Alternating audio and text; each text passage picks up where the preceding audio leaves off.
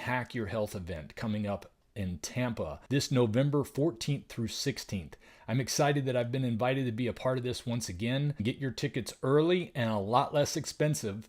And not only that, you get $100 off when you use my discount code Dante. You can meet some of your favorite carnivore stars. I hope to see you there.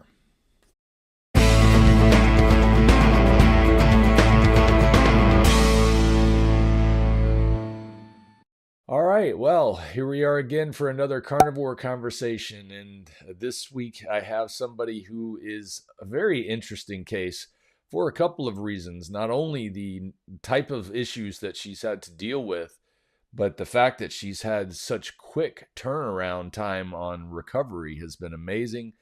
But even more amazing to me was when I watched some of the videos that she's made since then. And her channel right now is quite small, but she is not bringing no information to this. She is bringing a wealth of knowledge as a behavioral health therapist. Behavioral health.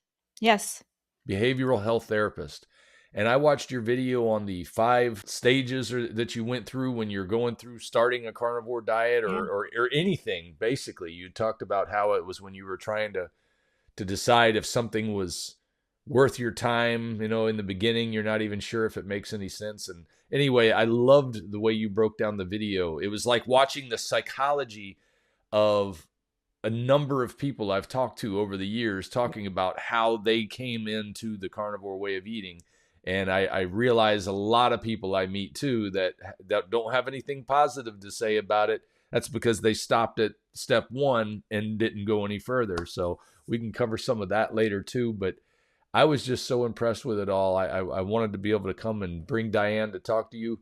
And I met Diane at Dr. Kiltz's event this past weekend that we put on for Healing Humanity to raise money for the carnivore documentary.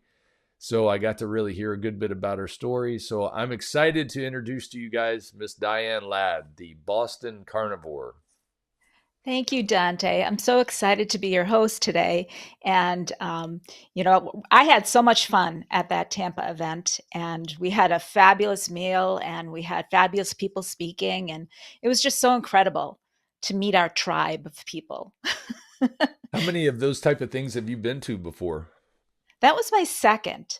I went to my first meetup. It's so funny because my story is that, I'm watching Carrie Mann, Healing Humanity, and Adam, and I'm like, who are these people? Who are these carnivores? I have to check it out for myself because, you can watch someone on screen and you can get a feeling from them, but it's nothing like meeting them in person. So I booked a flight. I went to Wisconsin and I joined them, and I was just so amazed. I just saw such kindness, such warmth, such community there with everyone, with all the people that went to the Montello Theater and were sitting there and watching this and participating and asking questions and just the meet and greet ahead of time. That is like my favorite part. And we did the same thing in Tampa as we had the meet and greet and we got to walk around and meet everyone. And I just love it. I just love it. I'm hooked. Well, that was only my second time going up to any type of meetup myself. I went to the one in Austin back in 2023. They called KetoCon back then. These days they call it the Hack Your Health event. And oh, by the way, they got another one coming up in Tampa in November of this year, as a matter of fact. And be sure, if you're interested in coming to one of these join-ups, anybody, to check out that information in the description below. I have information about the Tampa meetup for the Hack Your Health that's coming up this November, and you get $100 off when you use my discount code Dante. I do not make anything off of this. This is simply to encourage people to come together. Robin over at Hack Your Health has encouraged a lot of influencers to put the message out there, and it's just about getting us together. So, but the thing about those meetups that I enjoyed about the first time was like, oh, wow, I get to see all the gizmos and all the food options, and you could try all the different vendors and things like that. I don't know, I guess that appealed to me earlier on, but then when I got in there, I was like, okay, this was fun for a minute. I got to try a few of the things that I hadn't got to try, which was really nice. But what I found was a lot of the products were definitely not the exciting part. I had spent so much time out there in the products that I didn't get back there to where I had all the meetings and people were having discussions and panels. I just hadn't put enough importance in that. I guess I had already decided that the information I knew about carnivore was enough because it was already made me feel this good and it changed everything. I didn't realize how much more you could actually learn from it after having watched YouTube for a long time. So But I'm there finding was, it's not about the information, Dante, because it's very simple, right? Just eat meat. That's right, all the info you need. It's all the nuances. It's the I think we're put here on earth for a reason, and it's relationship to be with other people. That's how we get hurt in the first place, is through yes, relationship. And I believe that through relationship, that's how we heal.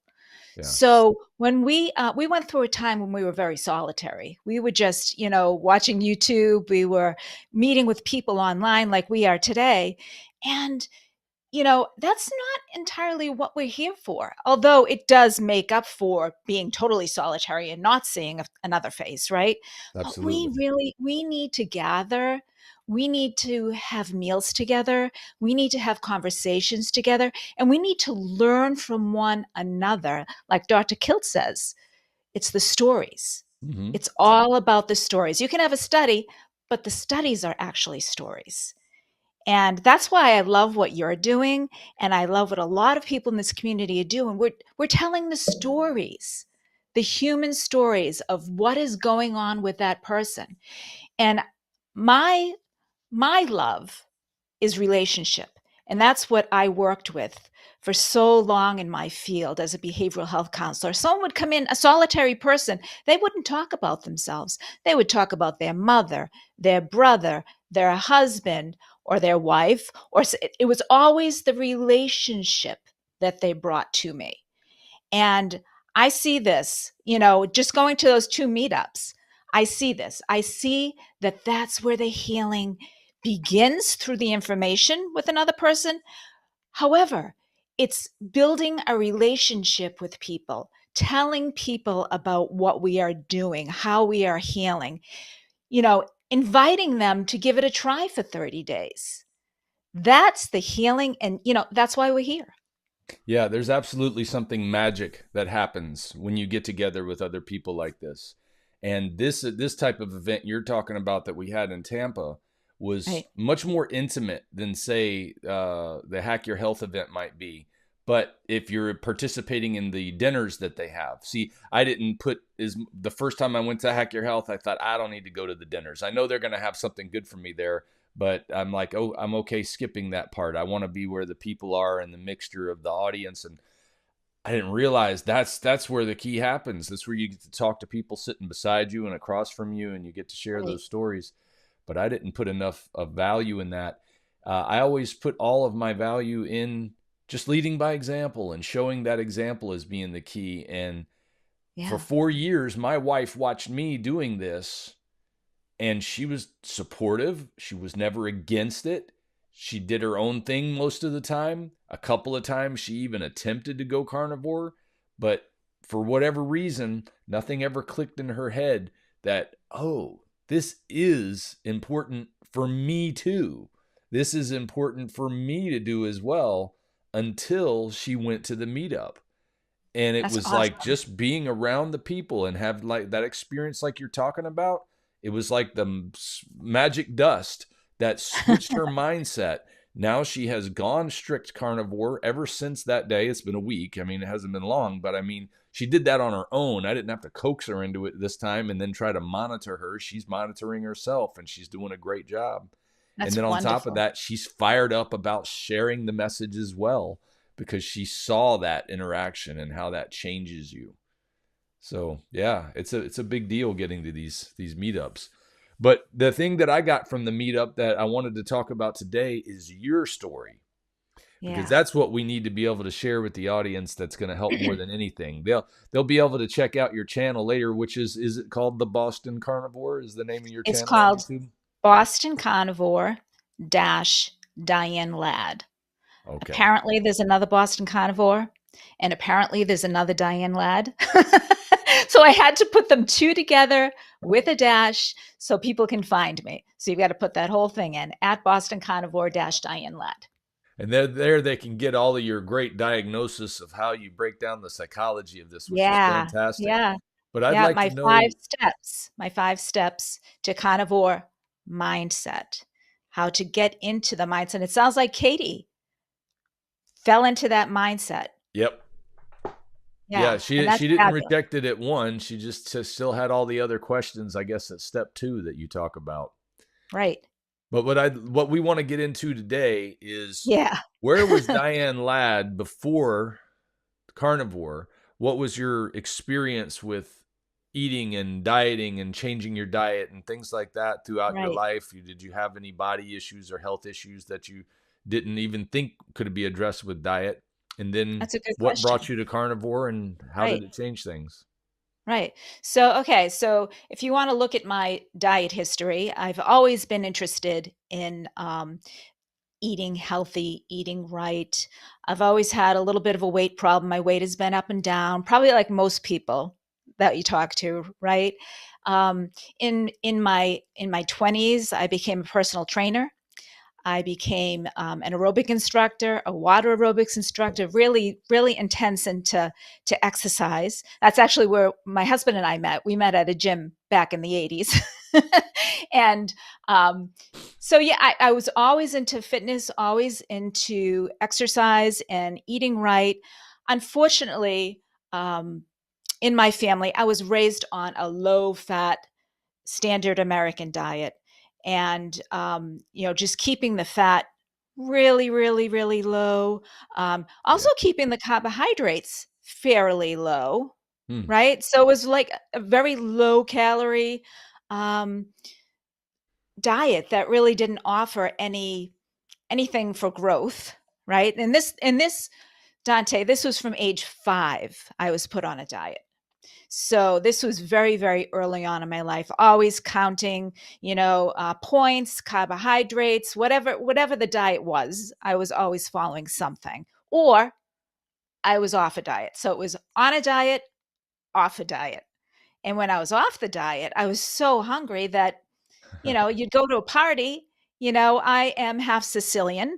So my grandmother would put on these huge spreads of, oh gosh, I don't even want to say the words because I don't want to trigger anyone's um, cravings, but delectable food, delectable food. And we would just eat on a Sunday. We would go over there and we would eat and we would talk. And that was community and that was sharing and that was love and that was giving. So I think when that happens to someone, you realize or you think that food is love, right? When Yeah. you're around family, big family gatherings, friend gatherings, you share. That's what you share. You share laughter, you share good times, but you also share food. So that's how I was brought up. And then when I went into my early 20s, it was deprivation, getting it to the certain size, looking a certain way. But I think all the way through that, it was lacking in the proper fat that Yeah. you need to grow, that you need to function. Um, I was fortunate not having tremendous health problems in my teens and my 20s. I was always had eczema on my hands, and I was a hairdresser at the time. So go figure, my hands were a mess, always in the water. But that seemed to clear up, as I'll talk about when I got on carnivore. But I was pretty healthy, and it wasn't until um, after having my children. I have 3 boys. They're grown men right now, and after deciding I was going to go back to school. So always into fitness, always fitness instructor, aerobics instructor.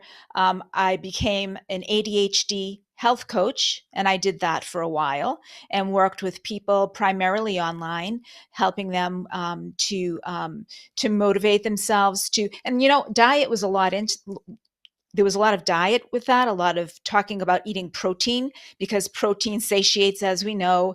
Not a lot of talk about fat, but protein was a big key.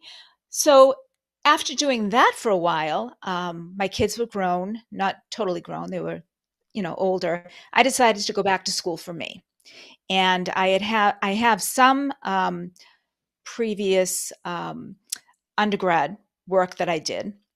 So I went back to school, finished my undergrad, got accepted to Boston College in their advanced standing program, and decided to go there for social work, to get my social work degree so that I could become a mental health counselor and be certified as a licensed independent clinical social worker. And I did that. And it was a long, um, it was difficult. I loved it. I loved going back to school with the little kids, just the old lady and the little kids.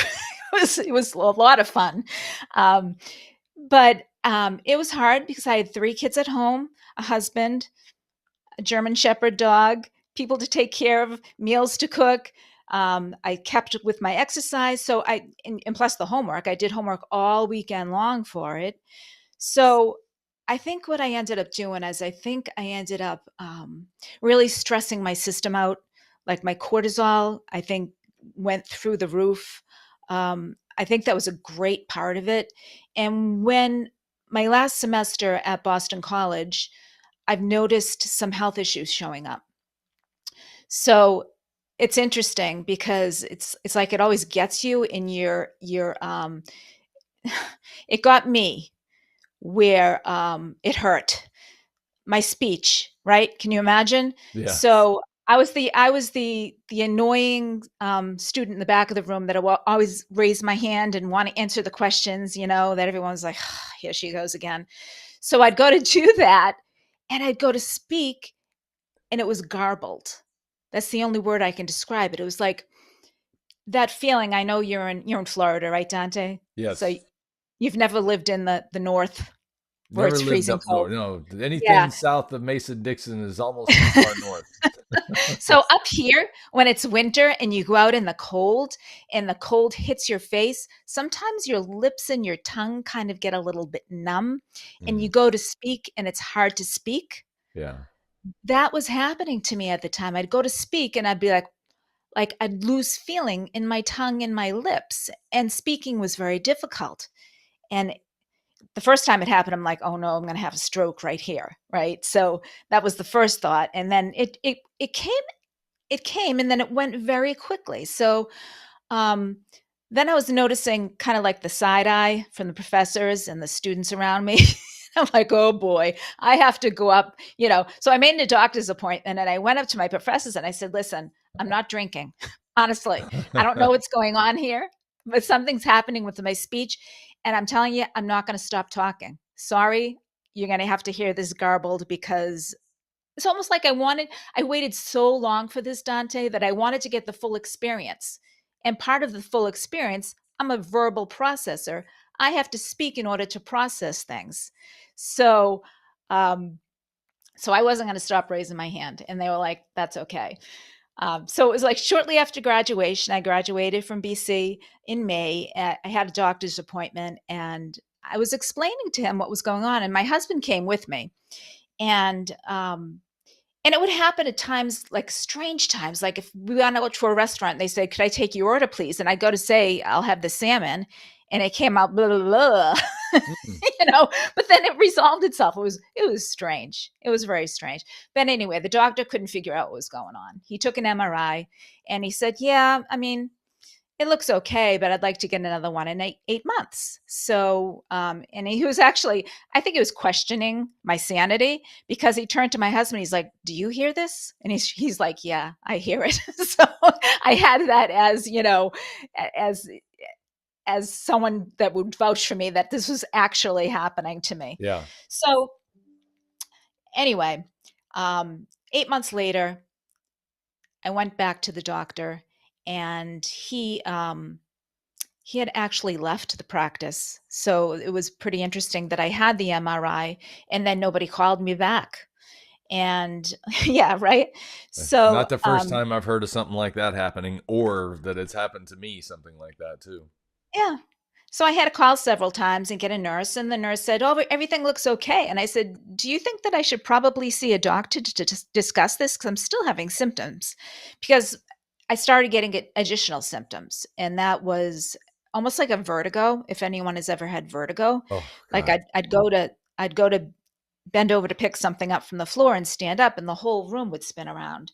Um, Even driving in a car, like if I was a passenger and would go around a corner, I'd feel like, oh my gosh, I almost felt like it was an airplane going up and down. It was very strange sensations. Yeah, So it's she said, awful. okay, if you want to I see had a vertigo doctor. for about 10 days once, and it's enough to make you want to go crazy. I can Yeah, imagine. You know, that's yeah, for it people who was. don't know. If you feel like every move you make makes you feel dizzy, and even when you lay down in bed, you feel like the room is Oh, that's spinning. the worst. It's like That's the nothing worst. stops. It just nothing can make it go away. It's awful. Laying down in bed gives you nausea too when you put your Yeah. head back and you're looking up. So there was a lot of nausea, a lot of dizziness. So that added on to my symptoms. And so I made an appointment to see the head of neurology at this hospital. And she opened the computer with my MRI on it, and she Uh, just kind of looked, and then she, and my husband's like, "Do you want me to come with you?" I'm like, you know what? I'm going to have to fight for more tests. I know I am. This thing has just been going on so long, that no one's going to listen to me. So he said, "All right," and I went. And she opened her computer and she looked at it and she looked at me. She's very, very kind of stoic, non emotional woman. And she said to me, "Yeah, I think we should test you for MS."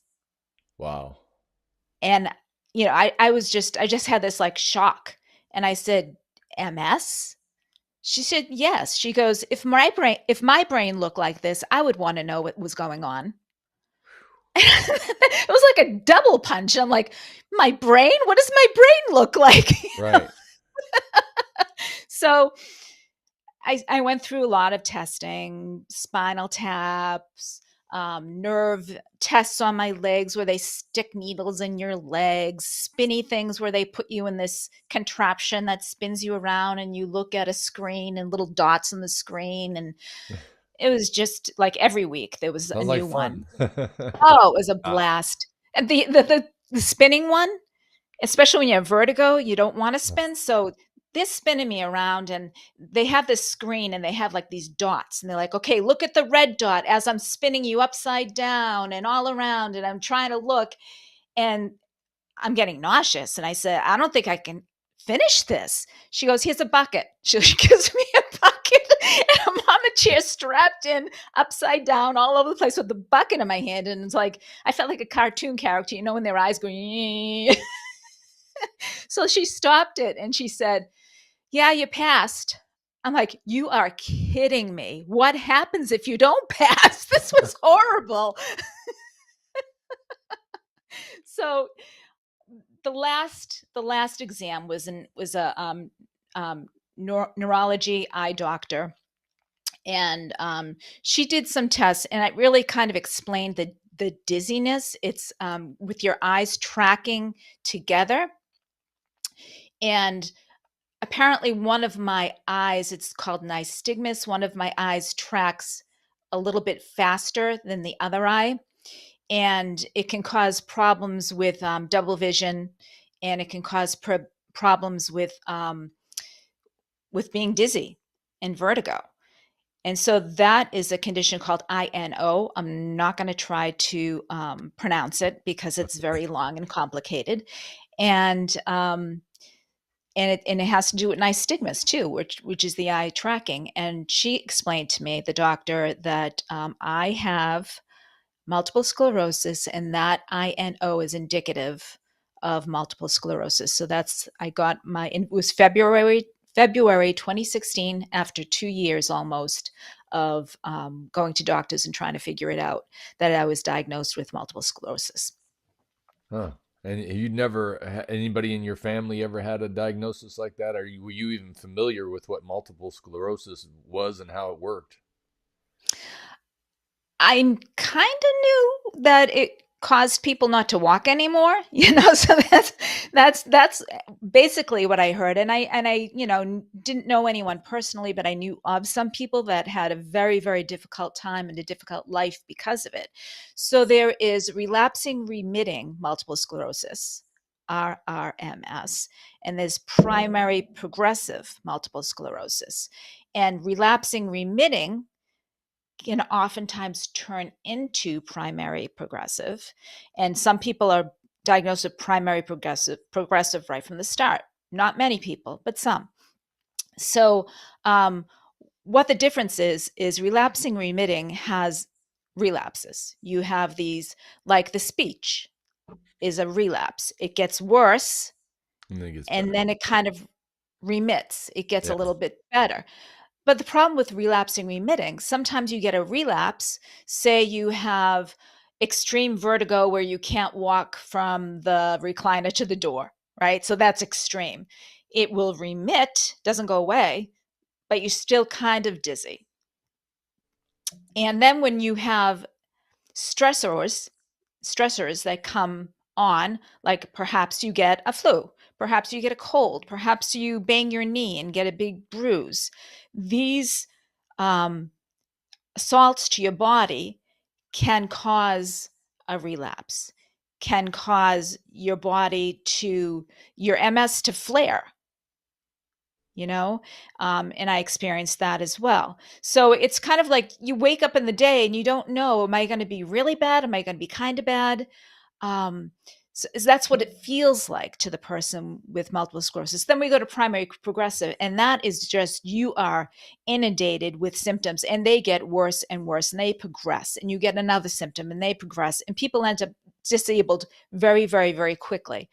But like I said, relapsing remitting can progress to turn into primary progressive, and it oftentimes does as a person later in life. But I'm wondering if you think I should talk about what MS actually is and what happens inside the brain and spinal cord of MS. Well, I guess we can do that in a smaller amount, because it's mostly important, I think, that people understand the journey that you went on, the Okay. experience of finding about MS. Obviously, you've become an expert on it since then, because you said you didn't know Unfortunately, anything yeah. about it before. And that would be great, I think, to save some of that for folks who are suffering with MS that would like to know more, that come to your channel. Okay. But we want to get to your what changed after carnivore and how you found it as well, because obviously you found out about this diagnosis, and I imagine that day leaving the doctor was probably not a very comfortable feeling inside, No. where you're like, okay, this is my new life now. I have to deal with this thing. But sounds like you knuckled down and decided, I want to figure out what it is. First of all, is Yes. that how you did Absolutely. that? How you got all that knowledge was just dove right in? Absolutely. So like you said, leaving that office was devastating. Getting that diagnosis and knowing what I knew about MS, and then learning about more about MS, a lot of devastation, a lot of it messes with your head. Yeah. It just, you start thinking. And I remember one reoccurring thought that I had over and over again was a ramp being put in front of my house for a wheelchair, and just everyone driving by and seeing that and knowing that I was disabled inside that house. And I don't know, that just kind of stuck with me. And just like falling asleep at night, I would have that vision and it would just startle me, and for years and years and years and years, this would happen. Because I started feeling ill 2014. And so it's been 11 years of going through this, minus the 1 year on carnivore. So I think you want to get to the happy story, right? What happened, what the turnaround was. Well, we'll get there, but it's good to Okay. know what built up to it also. You have a family, I assume? Are you married? Yes. I've been married Okay. to the same man for 36 years. He's awesome. He's very supportive. He's been with me through thick and thin. And, Yeah. Well, I know it's and rough when when you're finding out you're going to be going through a thick period now, that you've got to drag him with you through it, because it's like, yeah, oh, see, that's the kind of thing that I think of when I get if I were to get a diagnosis like that. I I know. start thinking, oh, how's this going to affect my wife? Obviously it's going to Exactly. affect me, but it also your family. And then you just, I wish I could just take this burden away from them. I certainly don't want it either. And you get all Yeah, these and my negative and my thoughts. children. I have 3 boys. My oldest is 32, and my second son is 29. He'll be 30 this year, and my youngest is 25. And they're all grown and flown. They're out of the house, but at the time they were all around, um, and it was a difficult thing to think. Dante, just a little bit of background with me. My mother died of breast cancer when I was 30, and I know the pain of having a parent who is very, very sick, Yeah. and who may lose her life or become disabled, or you know she was on chemotherapy, she was on radiation. It was a very difficult thing to be with her as she went through that.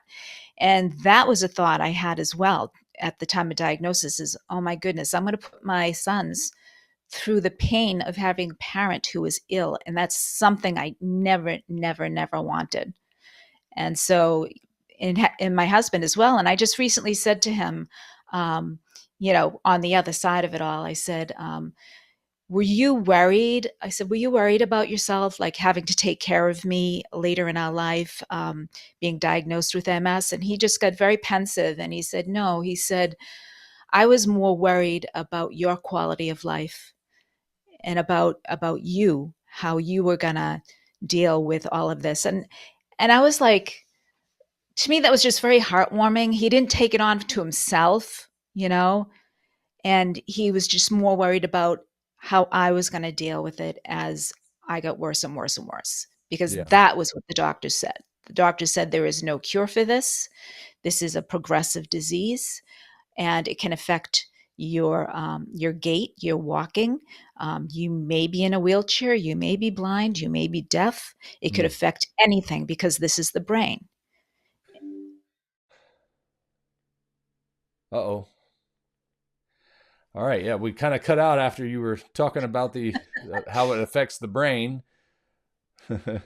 Yes, yes, it does. And and the brain controls everything that you do. So, I think I was talking about how it can make you deaf, or it can make you in a wheelchair. Um, how MS affects a person. So, I don't exactly know where I was going from there. So perhaps you can ask me a question, Dante. Well, I think you were going into detail of how it affects your husband. Oh, and I just realized as that popped up, for those of you who haven't seen, I do love vegetarians. They are delicious. But you can only see the top of it. People are going, what kind of carnivore guy is this? He loves vegetarians. Hey, I love everybody, to be honest with you, but particularly these vegetarians that feed me so well. I agree. Ah. I agree. But yeah, we were going into how you were dealing with this affecting your life, your Right. husband's life, So how it so was going to perhaps affect your job and so forth. yeah, yeah. So, okay, so my job, I mean, at the time, I was just getting into my profession, and mental health counseling, behavioral health counseling. I worked for a clinic for a while. I worked for a hospital for a while, and eventually I went and started a solo practice. First in an office, then during COVID, I went online. So counseling people um, online, they would come to visit me just like this, and we would have a conversation. Um, And and this it was got to all the point. before your initial diagnosis for. No, it was after my initial Oh, diagnosis, okay. after graduation. So I had a thriving practice of over 30 people every single week, over 30 hours, and all of the billing and all of the note taking and everything that went along with it. It was like a 50-hour a week practice. And it got to the point where I was starting to feel weaker. I was starting to feel more tired, and the fatigue was totally debilitating. I had all I could do to get through the day, and then listening to people's stories, um, and being so involved in the lives of 30 people that I felt responsible for was just weighing so heavy on me. And at the end of the day, I would be so exhausted. I wasn't sleeping very well. I was up at least 4 or 5 times a night, having difficulty falling back to sleep, which extended my, I'd have to go to bed earlier and wake up later. And I was grateful I could do that and start later in my day. However, the toll that it was taking on me and the cortisol, I think, that was flowing through my blood at the time of being just so stressed out, and just hearing, and it's interesting because we went through COVID, right? So that was a very difficult time for the whole entire world. It wasn't just me, it wasn't just my client, but they would come to me and they would have issues around that, and it would trigger my trauma as well. So it was a very traumatic time, right? And just, hearing about I had clients, from probably my youngest, I believe, was 11 or 12, and my oldest was in her 70s. So I had the gamut of the lifespan here. I really, my love was the 20 somethings, the ones that just got started in life and were trying to navigate jobs and relationships and everything else. Um, every single person's story was just so rich and so fabulous. However, that's what I thought about when I woke up at night. As much as I tried to let work be work, it was coming into my life as well and weighing hard on my soul and my mind, to where um, I was having a hard time with my own life, with my own illness, and then add on top of that, almost like having 30 children or 30 close friends that needed you. It was too much for me. Yeah. And one day after work, I said to my husband, I think I'm going to have to take a sabbatical. I'm going to have to take a break for a while and just sort this whole thing out because it's too much. I was exhausted, and I wasn't having, um, I had my relationships with my clients, and after the fact, I didn't have enough energy to reach out to a friend. I didn't have enough energy to speak with my husband after work. I was done. By the end of the day, I had talked for 8 hours and I was done. You were And focusing on taking care of everyone else, but it sounded like you exactly. were forgetting about somebody else who needed some attention. You are absolutely correct, Dante. So I made that decision to stop working and take care of myself. So that was a very difficult process because that caused anxiety on top of my anxiety of, contacting other therapists and saying, "Hey, can you take 5 clients? Can you take 1 client? Can you like, just like trying to find care for these people was a long process. And then closing the business part was a long process, and it was very, very heartbreaking for me because this is what I wanted to do. And I did it in a way that's I could pick it up at any time. I could just, go on a website, and I mean, there is a need for it. I don't know if I'm the right person for it, but there is a need for it. Um, Still, I'm so that sure it was was hugely scary having to undo what you had built already. Yeah, being able to come back to it's one thing, but it's like you never know if you go to start that engine again, will it start like it did the last time, So I can exactly, understand there's a lot of nervousness in there. exactly. So So the health problems kept on piling on. I got what you would call a pseudo exasperation. That's what the doctor called it anyway. But a pseudo exasperation is a relapse of MS that happens when you are stressed out.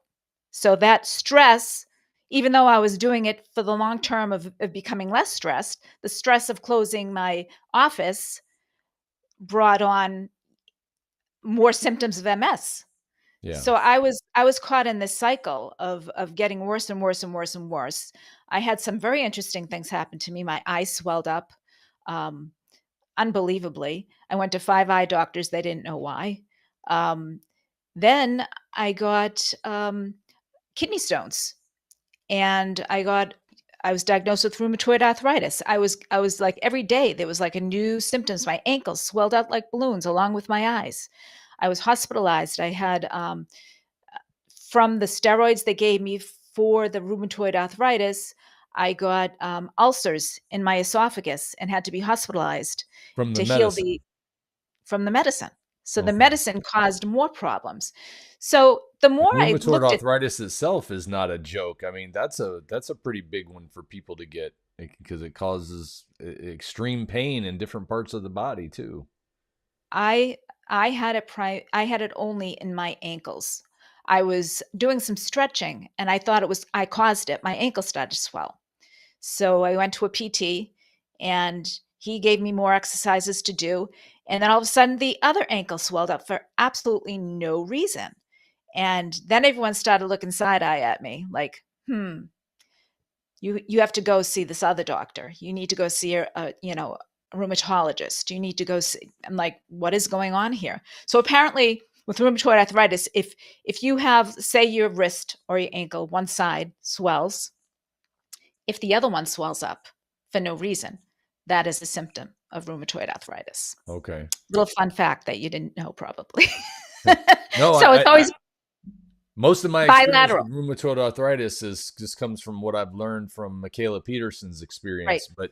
and then some of the experience I've had working with people in the insurance business, that it's pretty devastating for some of them how Yes. painful it can be. Most It's people very hear painful. arthritis and even the rheumatoid just goes right past them. They think it's just some version of arthritis you get No, when you get old. no. It's a chronic illness. It's a what do you call it? An autoimmune disorder. Autoimmune. My So, second autoimmune. There yep, we second go. one. You never have one, right? You always get another one. So that was it.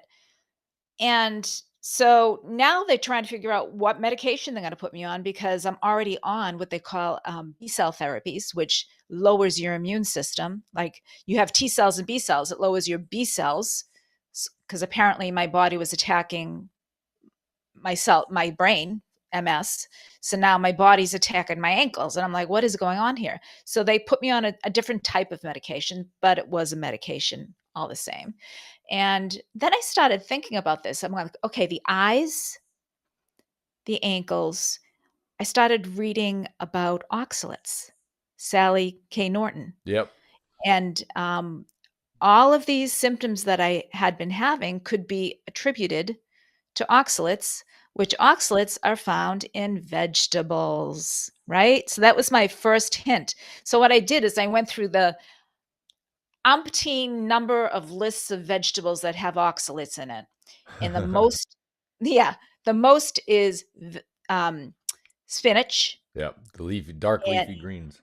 yep, and almonds, which I was making smoothies with almond milk and spinach and drinking that every morning when I woke up. Hello.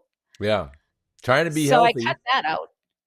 that out. Lowered the amount because I was eating 9 vegetables a day too, Dante, because I was following an MS diet that was heavy on vegetables. And a lot of them have, I love my used to love my sweet potatoes, had a lot of those. So everything that I was eating was very, very high in oxalates. So I just went to the lower oxalate vegetables at the time. And because I thought I had to eat them. Yeah. That's how I was brought up. Eat your Right. veggies, right? So Mhm. so I did that for a while until fast forward to 2024, the end of 2024, I started watching YouTube. Well, actually, Sally K. Norton did mention the carnivore diet. So that kind of like, and I was like, It can't was do on that. your radar. Yeah, it was on But my radar. It was like I had heard this whisper before. I had heard it a little bit before because I think you need to hear things over and over again, right? Before yeah, you can adopt it anyway. exactly. So YouTube, I was like, really? People are doing this. This is insane. Carnivore is crazy. Carnivore is crazy. That was the thought that I kept on having. And that was the thought that kind of repelled me from it, And then I'd turn on another video of some doctor talking about a healthy vegetarian diet. So I was like oscillating between the carnivores and the vegans and then just the healthy omnivores that were eating rainbows. So Yeah.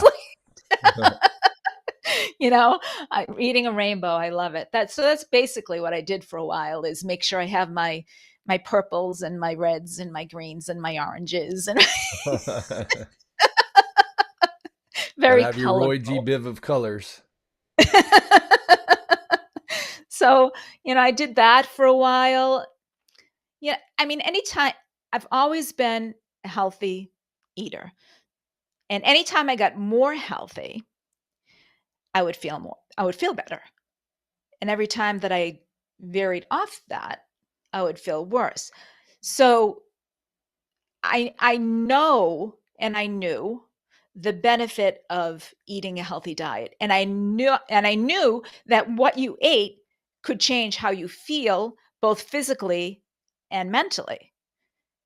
But I never knew that you could cut out all of the healthy foods that I thought at the time and feel totally amazing. Yeah. And I think people can tell you that, right? And I bet you had this, this realization. Someone can tell you, cut out vegetables, cut out carbohydrates, raise your fats, and eat animal products, and you will feel like a superhuman. Yeah. And you would Think you're say, nuts. okay, I hear you. No, it's not true. And Right. until you do it, and you do it for long enough to feel like you're a superhuman, right? It's got to be a personal experience, and you've got to actually feel it before you'll believe it. It's like Yeah. seeing is believing. No. Hearing is believing. No. Doing is believing. That's Yeah. where it's at. Yeah. And doing it long enough to really see the experience too. That's the key. And that's why it's so hard for some people to get started is we talk about not having your why. That's kind of what that comes down to is when you get that click moment that gets you to get past your disbelief because of all the propaganda you've been told before. That's why it's so important to have your why. But sometimes people they can have their why if they would just investigate their own experience a little bit more and start looking at how their life is, start looking at how they feel all the time. I remember before I got started just feeling sluggish all the time, feeling like I never have the energy to exercise. I'm always too tired to go hiking with my wife or do anything fun with the family. Maybe I need to relook at what I'm doing, but most of the time people just, it's working. I'm alive still. I can do the same thing I did yesterday. Yeah. I think there's some steps before the why. So the why is important, and it's vital for staying on the carnivore diet and for following it on a daily basis. But I don't think that when you initially hear about the carnivore diet, it's like you don't even know there's a why. And if you hear about the why, you don't believe there's a why. Yeah. Well, So there has to be something before that. And that is starting where you are, right? So that's what I called carnivores crazy. That's starting where you are and honoring that and being there and investigating what that all means. And it's not until you get into the second step, which I call spinning circle. You know, when you turn your computer on and you're trying to go to a program and the computer is not moving, and there's this little icon that comes on the screen and it spins around and around and around and around. That is the place you want to be. I should spin the other way because we're opposite, right? Around and around and around. And fine. around. So, so that's where you want to be because that's where the magic happens, um, because you're honoring your own thoughts, your own feelings, your own beliefs. You're honoring where you are, and you're honoring where other people are. And you're looking at Dante, who totally changed his life and um, you know, giving honor to him. Wow, that's where he was. This is where he is. And that thing actually happened. Yeah. And and you're looking at where you are now and where you want to be. And you're saying, but I don't think that that's going to get me where I want to be. And that's valid. I mean, you've got to be there. You've got to be in that space, right? But Yeah. don't just dismiss it. Because when Yeah. you dismiss it, you go back to carnivores crazy, Yeah. right? You go back to that first step. But sitting in the spinning circle is valuable because you're honoring yourself, you're honoring your mind, You're honoring the other person. You're not dismissing the other person. Because I find when I tell people I'm only just eating meat and drinking water, that's when you get the people looking at you like, Yeah. how are you doing that? And then you get the parade of questions. How do you poop? How do Yeah. you poop? How do you, what? I had a person say, yeah, but what's your cholesterol? And I wanted to say, Yeah. that's none of your business what my cholesterol is. I didn't ask you what your cholesterol was, Yeah. But you know? that they think that's the immediate gotcha question. I just got you. Right. You know, and Ha. it's not. But that is back in step one. That's when you're thinking, you're feeling, you're Right. speaking. Carnivore is crazy. When you move to step two, you start considering all the possibilities. Your mind begins to open. And yeah, it will close and it'll open again, but you're not pushing something away, right? And Yeah. I was in step two, Dante. I was there for 3 whole months watching YouTube because I have to tell you, there's another symptom that came on that was really disturbing. And I've always been an avid reader. I love to read. Hmm. And Me too. my eyes, that INO was becoming so troublesome that it was hard for me to follow the lines in a book. Oh. So I was trying. I had the feeling, and I had the thought and the feeling that I've got to try to figure this thing out because it's getting the best of me now. And if this is really progressing, if I don't start to figure it out now, I am in trouble. So I wanted to start reading some studies. I had been reading studies all along, but reading books, trying to figure out what is going on with me. And it became increasingly more difficult to read. So that is why I turned on YouTube, is because YouTube gave me a way of learning about stuff that wasn't reading. So I was there. I was in the spinning circle for 3 months. Well, I know it wasn't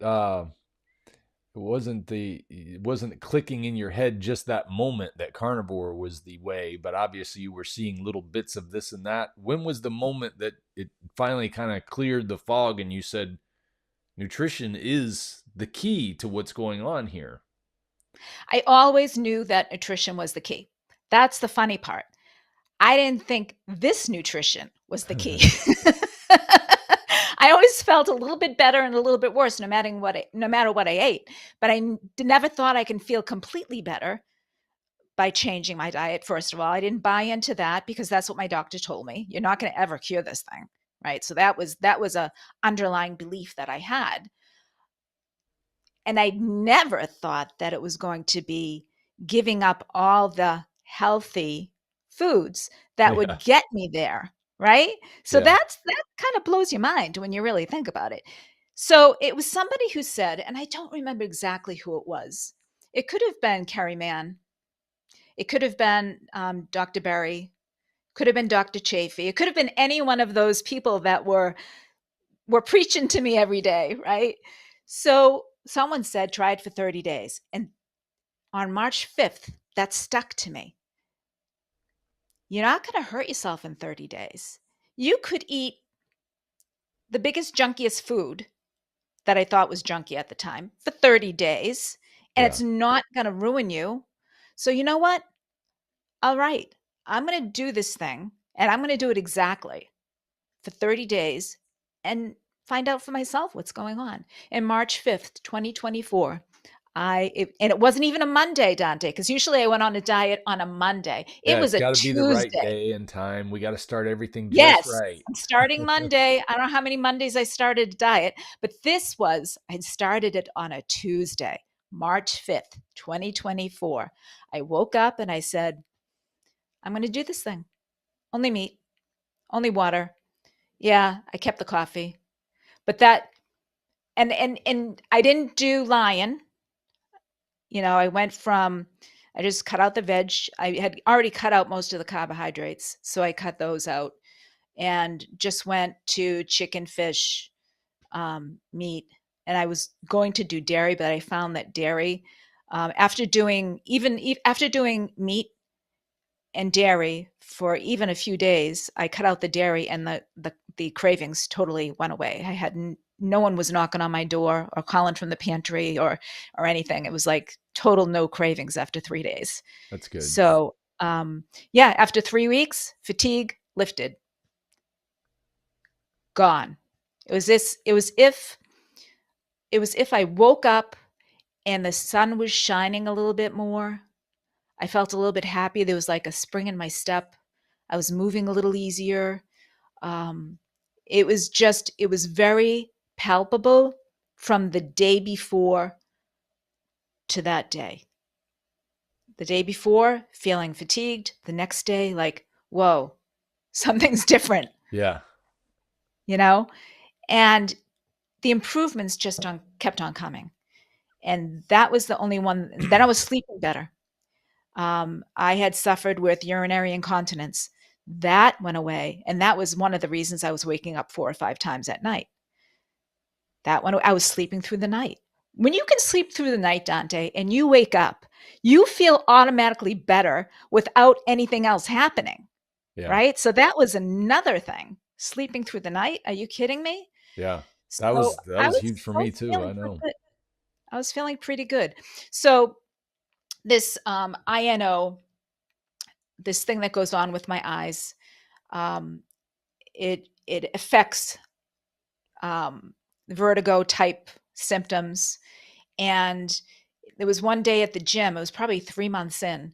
I go to the gym 3 times a week. I lift weights.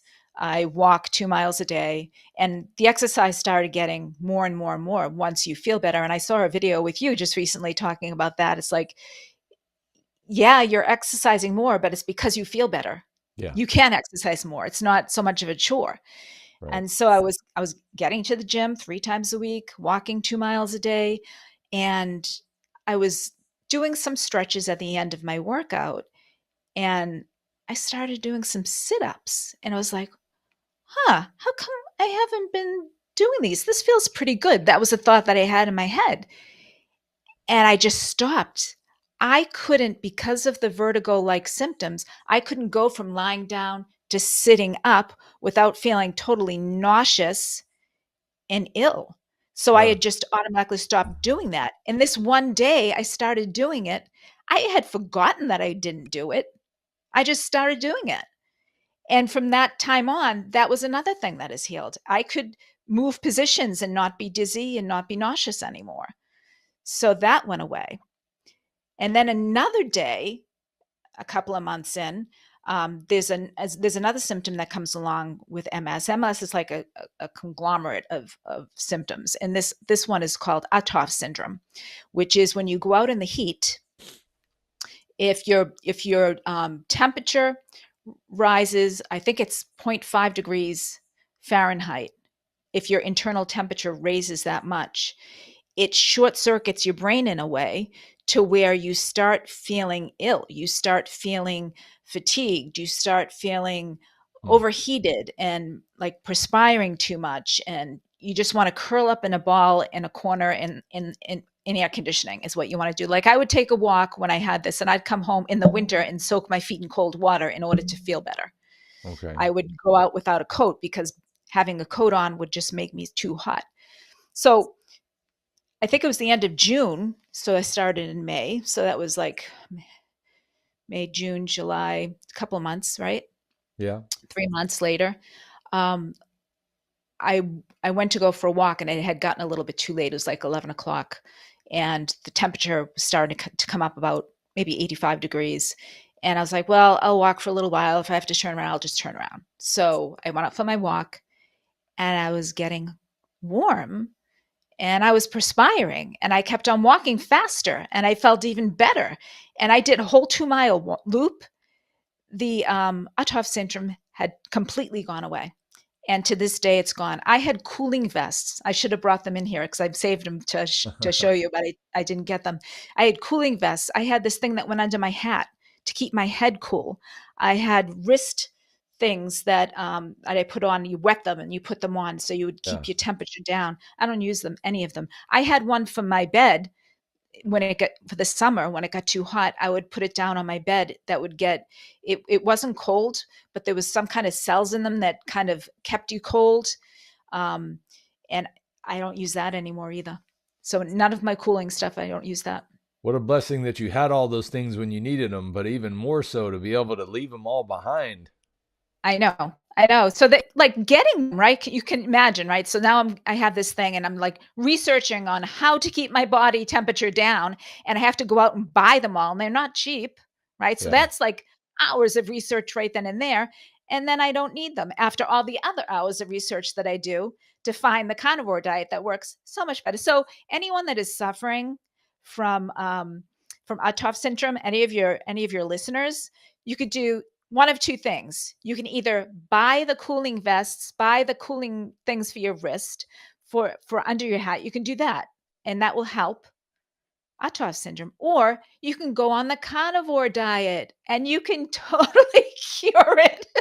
Is that Your like a choice. typical side effect of MS, or is that one of the Yeah. things that often happens with MS? Okay. Right when I was diagnosed, the doctor didn't tell me what it was, but she said, "Just be aware," because we were heading into summer at the time, because by the time winter, it was like March. She goes, "Just be aware that you're gonna have a hard time with, in the summer with the heat. So just be aware of that." So, of course, being the curious person that I am, I have to then go on Google. I have to say, "What is this thing that happens in MS?" And so, I come up with all the studies and stuff. Because they really don't tell you much. You have to do the research yourself. If any of the listeners have an autoimmune disease, you have to be your own advocate and you have to do the research yourself because they tell you very little. I think because they don't want to scare you, they don't believe that you can handle it. But I mean, if you get an MS diagnosis, that is the worst. You can handle it. Tell me all the other stuff because I need to know that, Yeah. you know? Yeah, absolutely. So an Autoff syndrome, is that spelled like autophagy just cut off short, or is it, No, no, how do you it's spell funny. it? I'll spell it for you. Uhthoffs apostrophe s. Oh, Autof okay. Autoffs. There's a gentleman with that last name. All right. You know. Autoff's syndrome. So Yes, multiple sclerosis and presenting with Autoff's rheumatoid arthritis, and then INO was the other thing that you had. INO, Okay. internucleus something or other, ophthalmological something or other. All these names. You need a degree to figure out the names. Never mind what they are. And all of these symptoms started going away how fast when you started going Well, carnivore? And you just did regular carnivore, right? So you were eating. actually, Dante, the worst of all of the symptoms was the fatigue. The That fatigue was was the that was the worst. worst. And fatigue isn't normal tiredness. Fatigue feels like someone's putting their hands on your shoulders and pushing you down, Yeah. like all day long. Everything you do is difficult. Just getting up from a chair is like, I think about what I do today in a day. I mean, probably getting up from a chair, um, a year ago was just as hard as everything I do in a day now. Yeah. Well, fatigue is hard because there every moment and you're trying to push through whatever you're doing, Right. and it's constantly pushing you in the other direction. I talk about how that's some I think that's some of the thing that carnivores deal with after a while is there's a type of fatigue we get where fatigue comes from dealing with people who are not carnivores because we're constantly swimming upstream against the grain of society and all of our desires to wrap food in with pleasure and party time and everything else So that Dante, that would be called social fatigue. I think that yeah. we need to invent that part because it is a social fatigue. Yeah. Yeah, and that's where these events that like we met at become so important, and also Oh, these it's so get-togethers that easy. people do, like we're doing just now. Even if it's just the two of us, or if it's a group of people in a Zoom call, it's amazing how much it helps with that type of social fatigue. But all of your fatigue, your MS, Altoff syndrome, rheumatoid arthritis, INO. So how long before you were like saying, okay, all of this is the symptoms are gone? Did that It's happen? interesting Did you because get to that point? I haven't. I'm not even sure. Like I don't want to jump the gun, but I'm judging by what I'm seeing. You're looking and feeling pretty good. I am looking and feeling better than I have. I'm feeling better than I have felt probably since I was 30. So I'm going to be 60 this year. My 60th birthday is June 27th. Okay. And so 30 years ago, actually 30 years ago, I was feeling pretty tired. When you come to think of it, I had a little baby and I had a toddler. So that probably, but I was able to do it, right? So probably pre kids, if I was to really be honest. So probably since I was 25. Yeah. Yeah, that's what I Yeah. tell people too. I've said since the beginning, I say I feel as good as I did when I was a teenager. And some people will say, really? Come on, a They don't teenager? You're believe in your you. 50s. They don't want to believe that. But I look No. back and I think, well, I'm in better shape than I was when I was a teenager, which is amazing enough. I know that. So why not? But it's been amazing. So yeah, I know what you're talking about when you talk about that, how big of a change it is. It really is, and, it isn't even I'm back pre-baseline, so at diagnosis, I think that my body was under a lot of stress from going through to my master's degree and getting all that done. That was a big stressor on me. I mean, I had the energy to do it, but I had to really, really push myself. I'm feeling better now than I felt back then. I'm Yeah. feeling better now than when my kids were little. So really, since pre-kids, I'm feeling just as good And I or think even better. external stress can still be a factor even for carnivores. It doesn't matter who you are. Yeah. External stress adds it raises blood pressure, raises cortisol levels, causes you to gain weight again. I've had some experience with that, so I understand that it can be a big one. But one of the things that relieve some of that by getting rid of that inflammation in your body and all the aches and pains and the extra stuff that you got to deal with. When you're already dealing with external stress, it's a lot easier to deal with some of that if you're not having internal stress being created by what you're eating. So when did your Yep. doctors start to say, "Hey, this is looking pretty good"?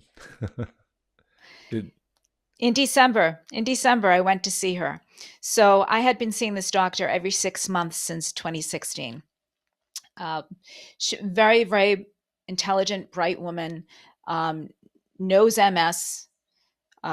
She's kept me alive. She's kept me walking. She's kept me away from the canes and the walkers and all of those devices that I don't want to be anywhere near. So when I began, there are three tiers to medications. There is tier one, which I was on when I first was diagnosed, and I was on a drug called Copaxone, which is an injection that I had to give myself every day. What they do is they take MRIs and they see if you have any new lesions in your brain, and that is indicative of disease progressing. So after a while, I had a new lesion with Copaxone, so I had Mhm. to step up to tier two, which was a drug called Tecfidera, which was a medication that I took every day. Yeah. And so soon after that, a new lesion with that one. So then you go up to tier three, which is the highest tier. And she gives you a choice of different medications that have different ways of being put into your body, and some that you have to do like once a month, or one that you have to do every 6 months. And I chose the one every 6 months because I figured the less time in the hospital, the better, right? Yeah. And so this was a medication called Ocrevus, and you'd have to go in every 6 months for an infusion. And it took like half a day, excuse me, for the infusion. So that has kept me for a couple of years now without a lesion, which is wonderful because that means disease does not progress. So with that highest medication, it's called a B cell therapy, which means that it kills the B cells in your body, and your immune system, the theory is the immune system attacks the myelin sheath in the brain and makes the brain cells die, and you get a lesion. So um, this medication kills the B cells so that your immune system tanks. Mm. I have no B cells. I have some T cells, thank God, no B cells. And they measure them. It's like says 0 when they take the blood test that you have no B cells. So unfortunately, this coincided, this new medication, with COVID. Oh. When COVID came on and you had to have an immune system, you remember how important that was, that you had to build your immune system. You had to stay away from sick people. You had to stay, pretty isolated because your immune system had to be strong. Get your vitamin D, get your zinc. Right? So, no immune system, COVID hits. So talk about isolation, right? And worry and kind of a panic, masks, the whole bit, trauma. It was a crazy time. Being afraid of everybody, right? Just like you don't want to talk to anybody, you don't want to shake anyone's hands, just like total isolation, right? So that was what happened with EMS, and I forget where I was getting into it. So those were the therapies that happened. Oh, I was talking to my doctor. That's what I was talking to. We were getting up to where your doctor started to see something different. That's, because of your diet.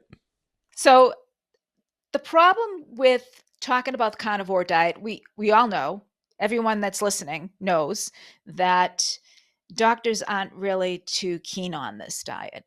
So I had to kind of figure out a way to talk to her where she's going to be receptive of listening to me. So I think we should qualify that with doctors have a reason to not be keen on this diet, even if they think that it might work. And that's because many of them have to follow certain guidelines, or they're afraid they're going to lose their practice. They have a lot of politics that goes on in medicine, and they got to be they got to be careful who they offend and all of these other things. And there's so many factors that come into play when it should only come into, are people getting relief from this? Is it working? Are there enough people for me to look into this? This should be like, there should be a interest, but so it's I just had an idea, to guide them away Dante. from that. You and I could do a live stream just on talking to your doctor. Yeah, that would be think nice. that would be, just to have people come in and say what problems they had and try to advise them on some things to say to your doctor to get them so they're not totally rejecting what you're doing. Yeah. And so that was my intent. I thought about this long and hard, how I was going to get this doctor, not into, like, I didn't expect buy-in, but I just didn't want her to slam the door on it, because there was a possibility of that. Sure. Because, and I'll tell you the reason being, because I know that all of her patients are in my same situation. Every single person that she's an MS doctor, every single person she sees on a daily basis could benefit. Yeah. And that if I could just kind of whisper in her ear and plant a seed, perhaps this could help a lot of people, right? Right. So that was my thought. So I went in and so she gives me a sobriety test every time I go in. And the sobriety test is put your hands out to the side, touch your nose with each finger. She also tests my reflexes. And my least favorite part of the whole exam is, I take my shoes off and she says, walk heel to toe, take a few steps. And I get very anxious because every 6 months when I go to take a step, I wobble and I cannot do 3 steps. And it's very embarrassing. I feel like, I'm drunk. I feel like I'm going to be arrested. You get this feeling of like less than. I cannot take 3 steps heel to toe. So this time in December, she asked me to do it, and I knew I could do it now. So I did heel to toe all the way across the room. And then when I got to the end, I felt like doing a Michael Jackson moonwalk on the way back. And that caught her attention. In the meanwhile, I'm talking to her and I said, listen, you have been like the best doctor ever. And I am healthy. And I know it's because of your knowledge, the things that you have learned in school and along the way, and all the medications you prescribed. And, you've kept me good. And I think this is fabulous. And I want to tell you what I have been doing and how this has helped me. And I'd appreciate if you could listen to this. And she did. She kind of sat back and she said, okay. And I told her, I said, I've been following this ketogenic carnivore diet. A lot of people are using it to heal themselves. So I decided to give it a try. And after 3 weeks, this happened. And after 3 months, this happened. And after 6 months, this happened. And it's been 10 months. And this is how I feel. And this is what I'm able to do. She got really silent. And she kind of, continued with her exam, testing my reflexes and my knees. And she sat at her desk, and I see her looking at her computer, and she goes to type something. And usually at this point, she would schedule my infusion, and she would have me schedule the MRI. This has been the process. And she kind of just sat back. And she said, what do you want to do? And I was like, this is new. I've never been asked this question before. What do I want to do?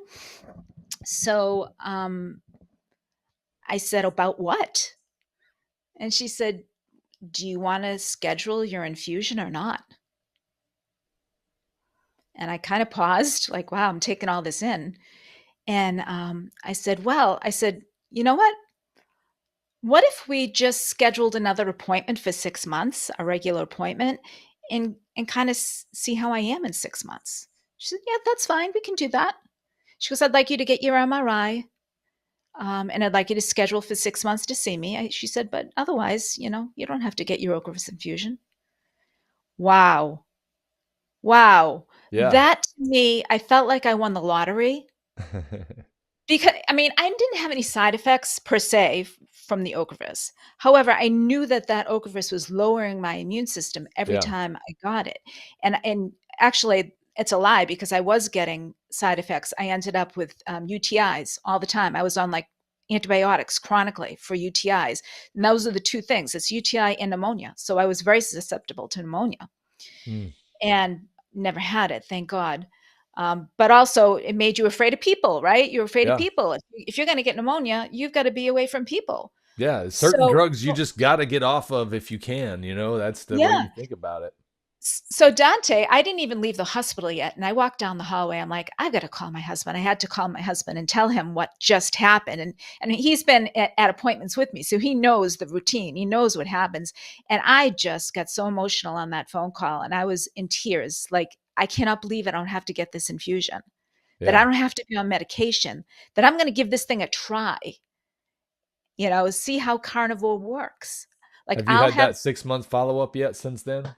No, this is in May. Okay. So you're getting all this in real time. I was on Carrie Mann's Homestead How, his channel, right before my doctor's appointment. So I have to go on his channel to do an update on that, because I kind of left people hanging, and I'm going to go see my doctor in a couple of weeks. So, yeah. So, this is all being done like in real time. This is all happening to me right now. Yeah. Because this is recent. You started exactly when? I started March 5th of last year. So I'm coming up on my carnivorsary in a couple of weeks. Yeah. And I'm very, very excited about it. And there's no way I'm going back. If I can stay off of medications and feel this good, why would I ever eat any way different? What would be the purpose? Exactly. Yeah. Yeah. That's amazing. I relate your comment about not having to come back for that infusion reminded me of the first time the doctor didn't automatically give me an appointment for my next visit. And I thought, don't I need another appointment? They're like, why? You don't have any prescriptions anymore. I was like, I'm free. Oh, speaking of prescriptions, that was I don't take these anymore. Those are all the ones you don't take anymore. I don't take anything anymore. You don't take anything anymore. That's even Vitamin better. D, vitamin B12. What else? That's it. I know you learned that from Carrie Mann to hold on to those bottles. I wish I'd have thought of holding on to all that stuff. I was glad to throw it all away as soon as I possibly could. It's so funny because once he did that, I'm like, oh, I know I have them somewhere. I had to go through all my cabinets and put them together. Yeah. Yeah, that's a picture of freedom right there.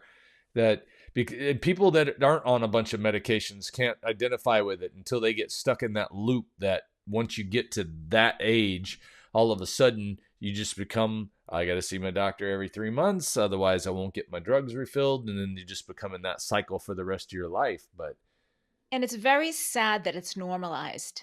oh yeah. It is Yeah, all it's normalized. If you become 50 and you're not on a medication, it's unusual. And then yeah. if you become 55 and then 60 and then 65, if you're not on any medications, they kind of think you're strange.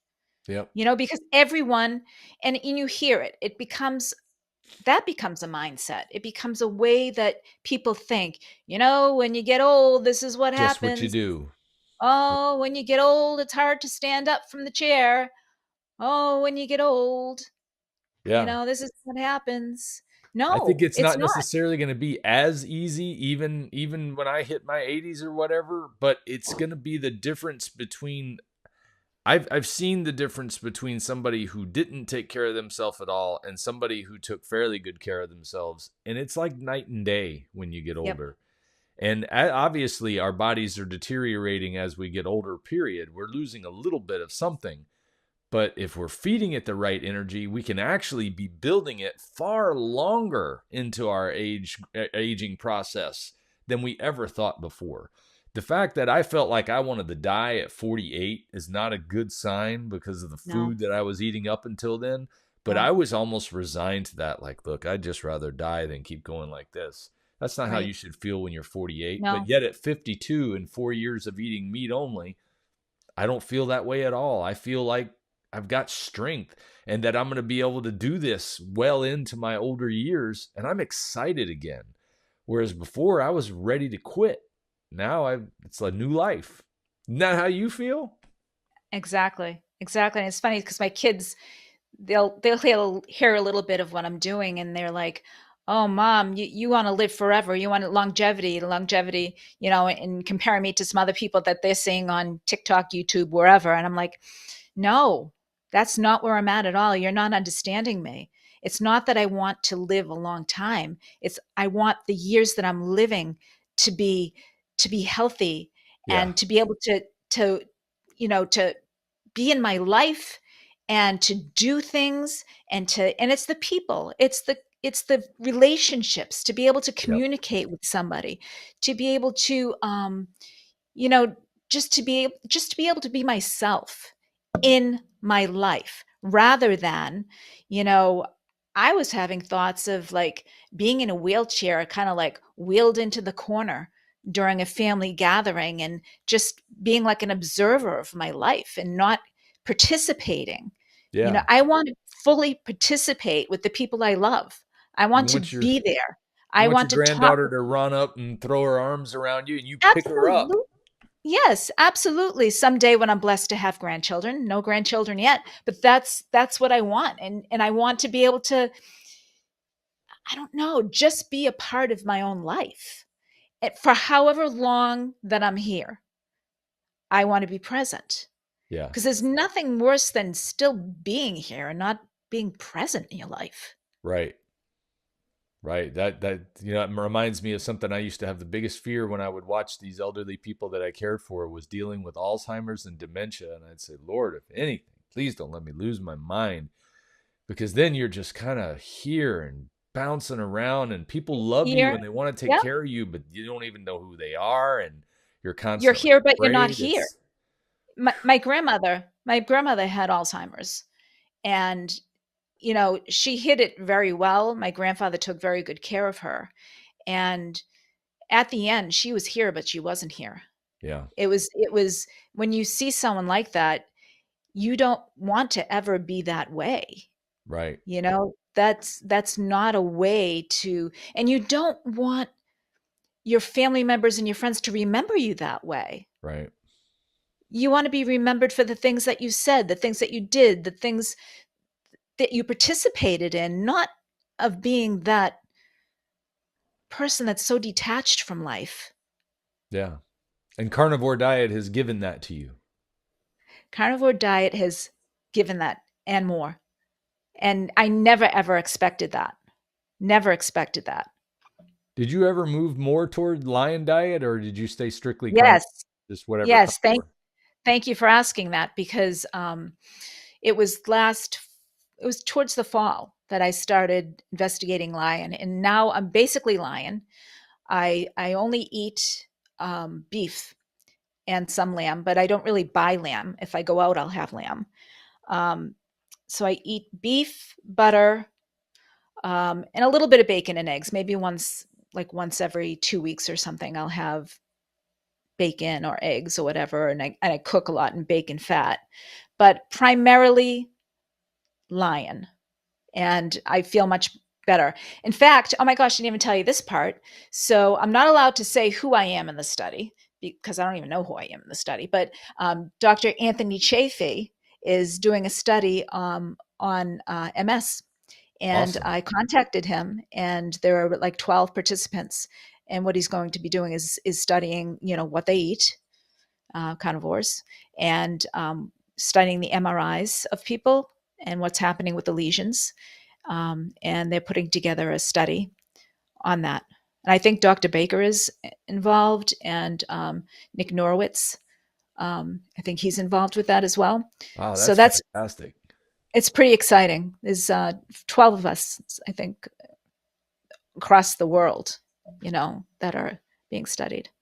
Well, it's wonderful to hear how carnivore diet has changed so many people's lives and been able to bring health.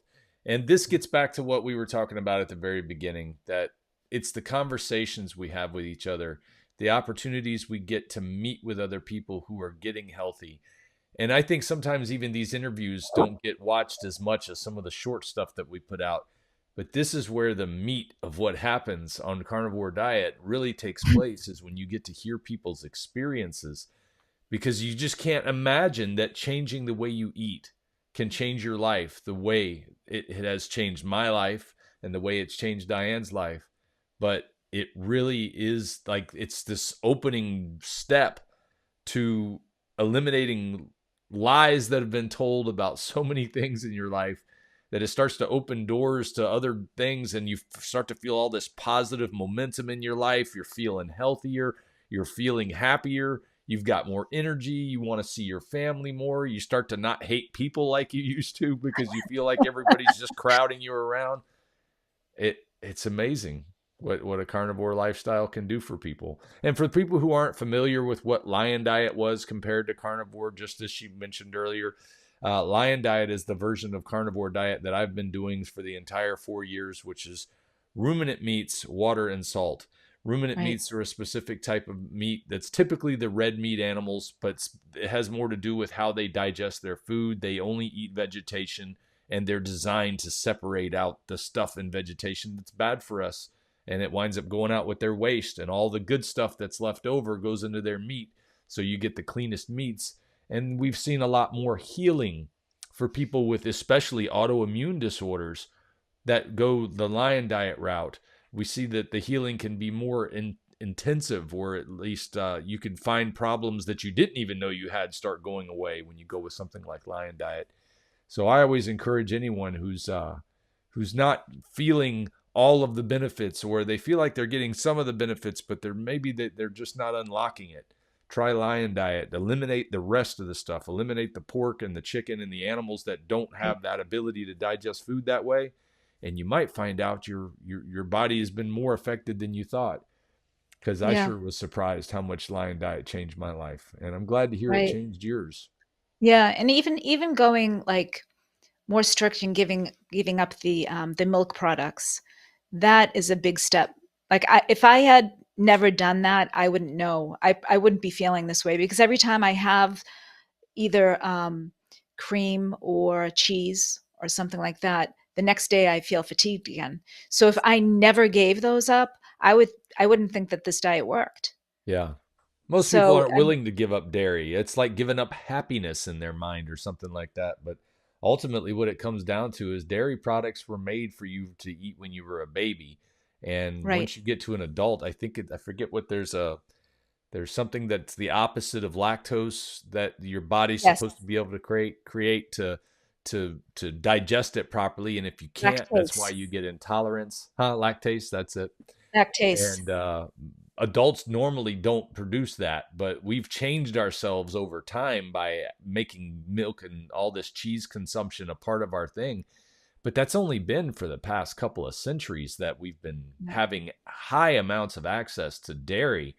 And then you just go back 40 years to the 1980s when they started pushing dairy because government was financing the milk industry ever since World War II. And they'd accumulated so much milk and cheese that they said they got to start selling more of it so they don't have to buy it all. Yeah. I don't know if you're familiar with the government cheese fiasco where we've got like Oh, billions and billions of they were pounds giving of cheese. blocks of cheese. They were giving blocks of cheese to people. Like this, Yeah, like almost like a Velveeta, like this overprocessed cheese. They were right. giving it to the poor. They were giving it to them. Yeah, but we're storing these huge quantities of cheese underground in different parts of the country, and that Really? spurred the got milk movement because the government said, "Well, we're going Oh. to have to keep buying all this dairy because we're under this obligation to do this." So they couldn't figure out how to get out of it. So they figure, well, we'll just get more people to buy milk, and that'll solve the problem. But ultimately, it I'm just convinced thinking of us the that, advertisements with the milk mustaches. yep, Got milk. What can we do exactly. for beef? We have to get like a, got beef. Yeah. Well, now we got a whole generation of people that believe milk does a body good. Milk does a body good when it's a baby, and that's what type of milk food that it needs because it's not capable to process anything else yet. But baby But what cows need that, Dante, not baby humans. that's Baby humans need their mother's milk, right, not cow's milk. It's a right, totally different thing, right. you know? And Yeah, when we're feeding the babies cow's milk and we're feeding the babies seed oils in the formula. yeah, It's not it's if you are someone in my age group, you've never been in ketosis since the day you were born, and you've never been eating healthy food since the day you were born because you were given that gross formula. Most people are yep, fed formula at my age, yep, so infants are given formula, then they're giving milk, and then they're given cheese. Then they're given the standard American diet. So they have no idea how good they could feel until they do something like this. that's right. Until they do this, not something like this, until they do this specifically. Yeah, yeah, because we just got so much poison in our food now. We don't.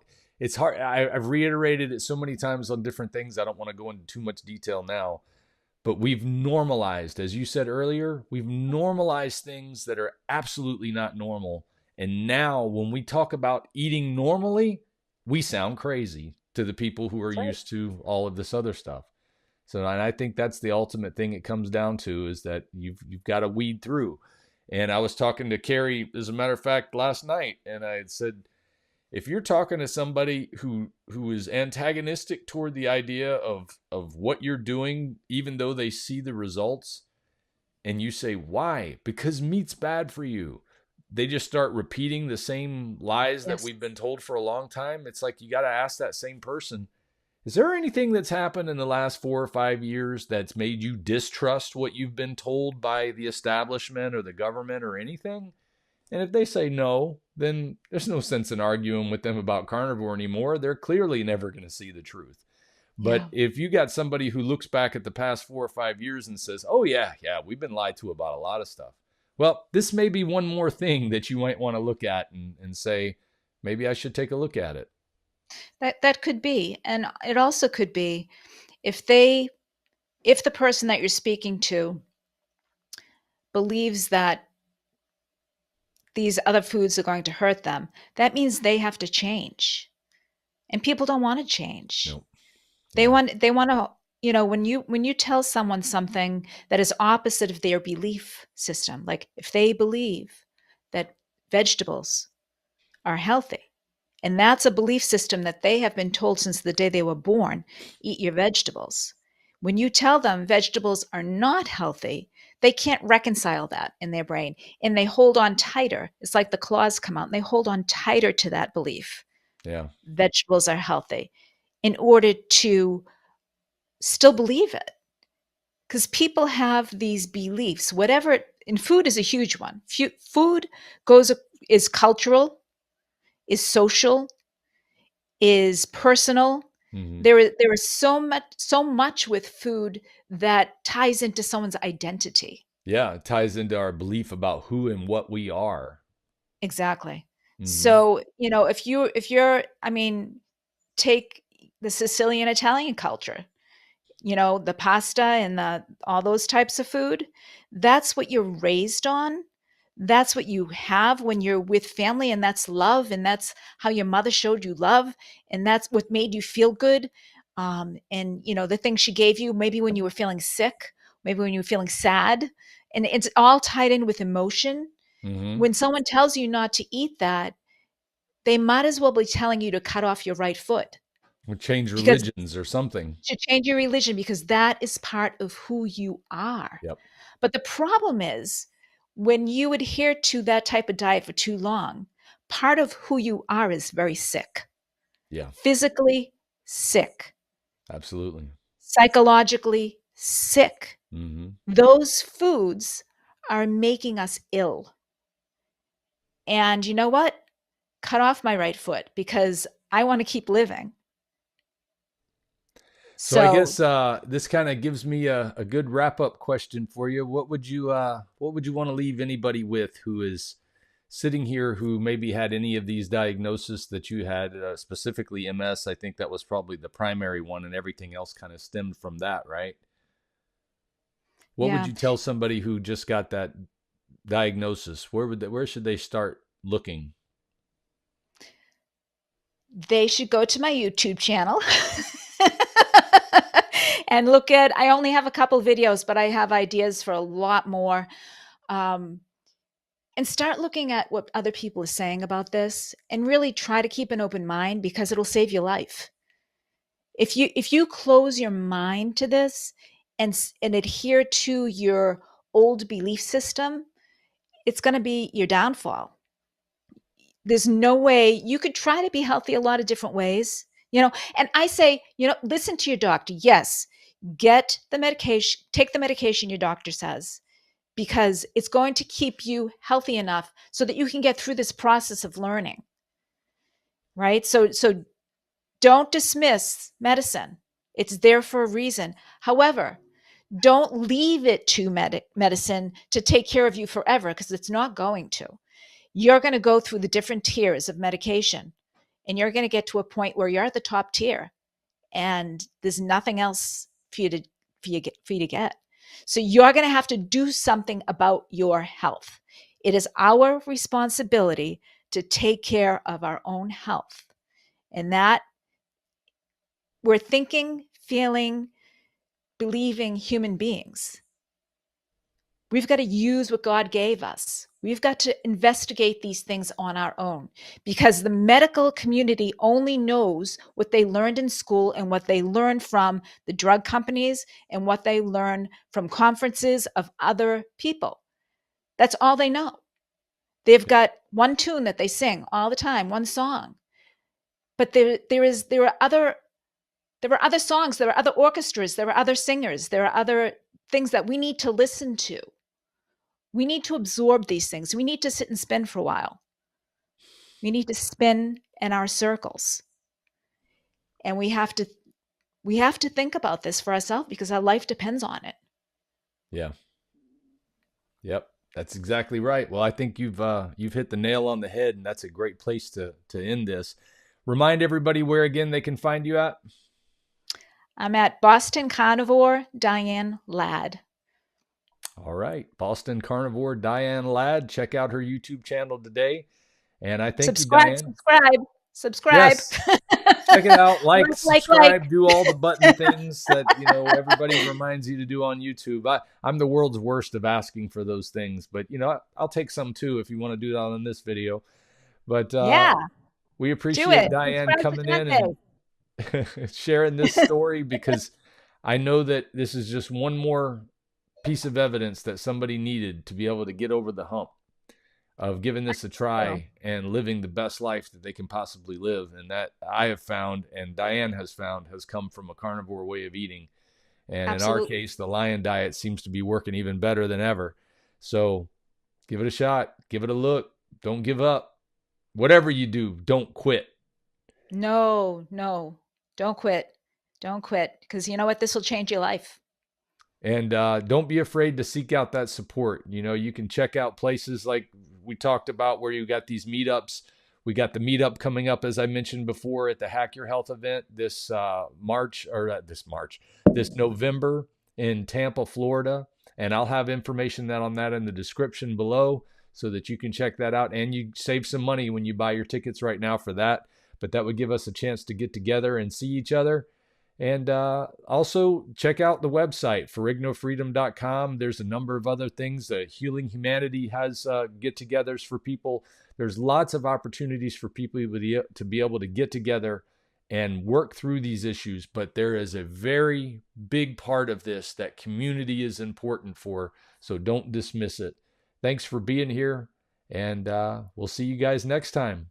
Diane, thanks for joining us. Thank you, Dante. I'll let you say goodbye to them. Okay, goodbye, everyone. So there is something in the works. I just want to let you know, in Boston. So for those people who live in the Boston area, there may be, coming up in June, a meetup through Healing Humanity. So I just wanted to give you a little heads up on that, and to keep your eyes open for that. All right. So you can probably check out that at healinghumanity.life for any new events that Absolutely. come up like that. Yes. All right. Once again, it's been great speaking with you, Diane. I'm sure we'll do this again Dante. soon. It's been a lot of fun. I'll have to come on your channel next. Yeah, absolutely. Anytime. All right. If we pay extra, could we maybe get some grease or fat? The Carnivore Bar, compared to movie theater snack prices, it's no competition. With a tub of popcorn running you over $14, I'd much rather enjoy the salty, crunchy, meaty goodness of a carnivore bar any day. And I don't have to cheat to enjoy my night out. Carnivore Bar. Save 10 to 20% when you use my link in the description of this video.